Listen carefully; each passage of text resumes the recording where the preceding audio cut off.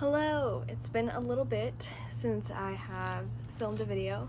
Basically, I wanted to talk about what it means to be awake or awakened, because in the spiritual community, I sometimes see people waving those terms around in a like egoic or something that's like superior to everyone else. Which isn't the case. That's absolutely not what that means. More so, the term woke is the one that's being waved around in that way. What it means, at least in my opinion, or to me, from my perception, is that we are aware of the fact that we are more than just this human vessel. We are a spirit living in this human vessel. And because of this, we are aware that there is more than what appears in just the physical surface and just the physical realm.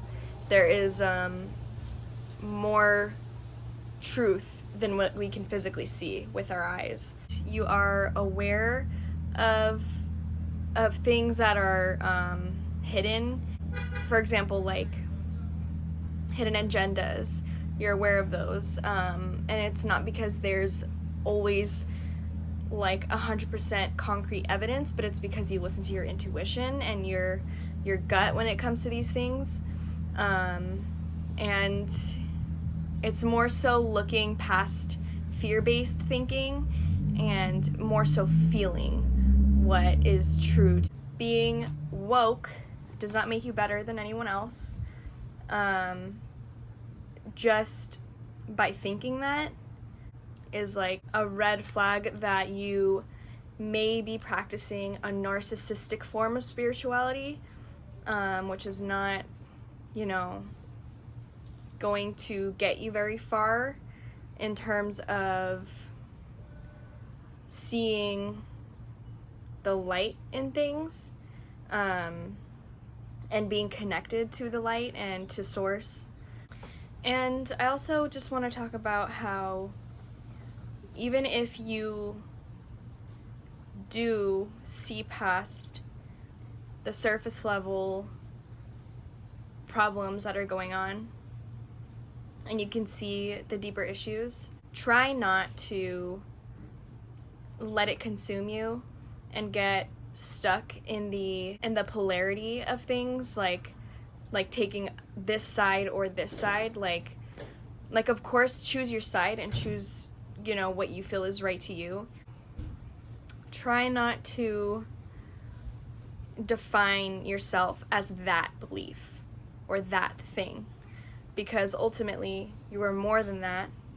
You are a spirit within a human body having a human experience, and that is the most important thing to remember, I think, when it comes to all of this, because we have to remember that everyone else around us is also the same thing.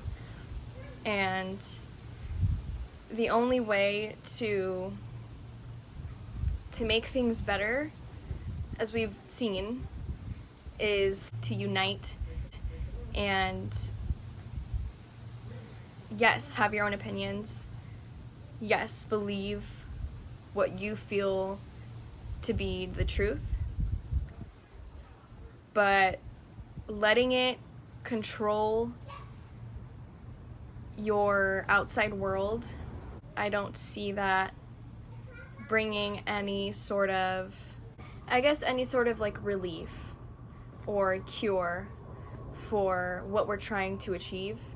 If through all of this that's going on, I feel like if anything, it's taught us to stay together and to love one another, to try and understand the thought process of other people.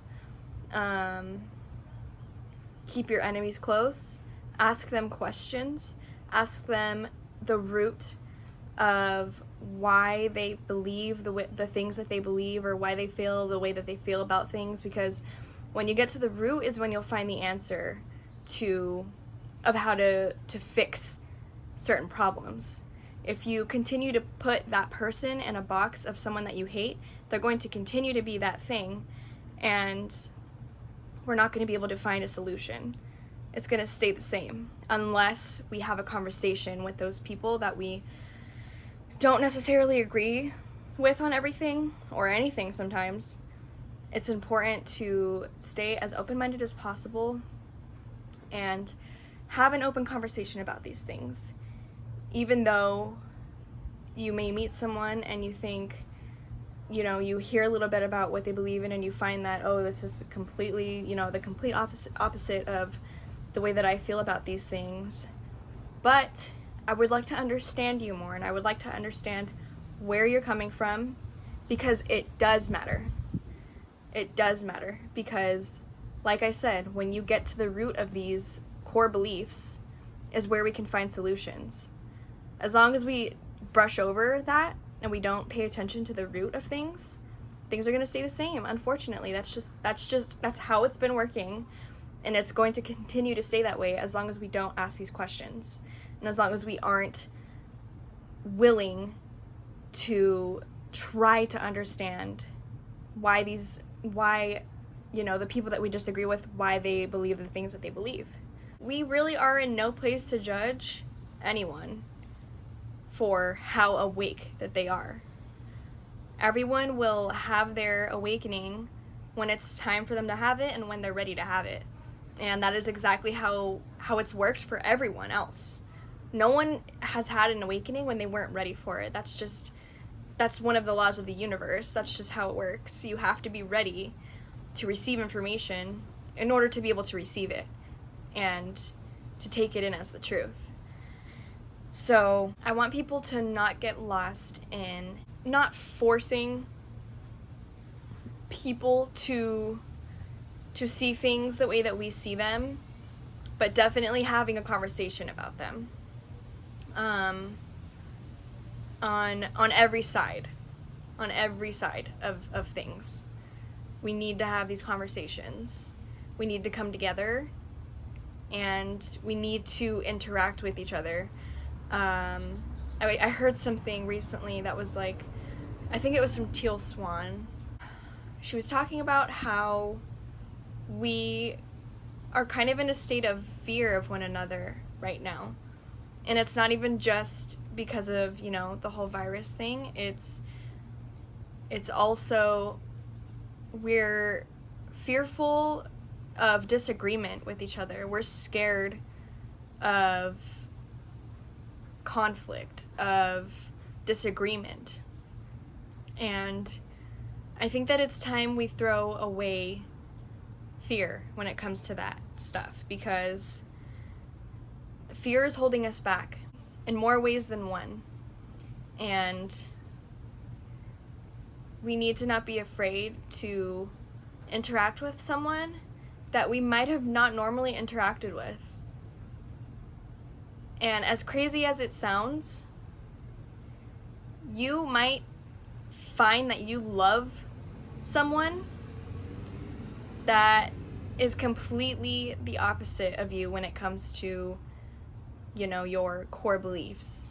It is possible. That is absolutely possible. Trust me. I've witnessed it and I've experienced it. So it is absolutely possible to love someone who you have disagreements with. So do what you must. Do what you are being called to do. If it's more of like a physical protesting, then do that. If it's more of the 4D, the fourth dimensional, like questioning, everything, continue to do that as well. If you're working energetically on the fifth dimension, continue to do that. Every level of work, all of these dimensions, is needed and it is necessary. And if that's what you're called to do, do it. Don't feel ashamed. Don't feel ashamed if you're working in the fifth dimension and transmuting the energies, and you feel guilty because you're not out there on the front lines and in, you know, protesting. It's probably because that's not what your mission is. We all each have different missions in all of this. We do. We are all here right now for this reason, for everything that is going on right now. This is all for a reason. This is game-changing time. Times are changing. And no matter what it is that you're doing, continue to do it. So long as it's helping the rest of humanity, continue to do that. Because it is so needed and so necessary. And just know that in the end, love always wins. Love is the highest frequency. And love is the most powerful force. As dark as the dark forces can be, light, the light force, light energy is stronger. It always has been, and it always will be. It's what we're made of. So just remember that. I think that's all I have today. So thank you so much for watching. I know it's been a little bit, but I'm trying not to like force myself to get in front of the camera unless I feel absolutely like called to share a message or something, because I don't want it to become a thing that's like not fun for me. I want it to continue to be fun for me, and I want to make it continue to be intuitively driven, if that makes sense. So but yeah, thank you so much for watching, and please subscribe if you like this video. Check out my other videos, and please like this one, comment on it, and if you want to be notified when I upload a new video, then you can hit the bell notification and you will be notified. So yeah, thank you so much for watching. Bye!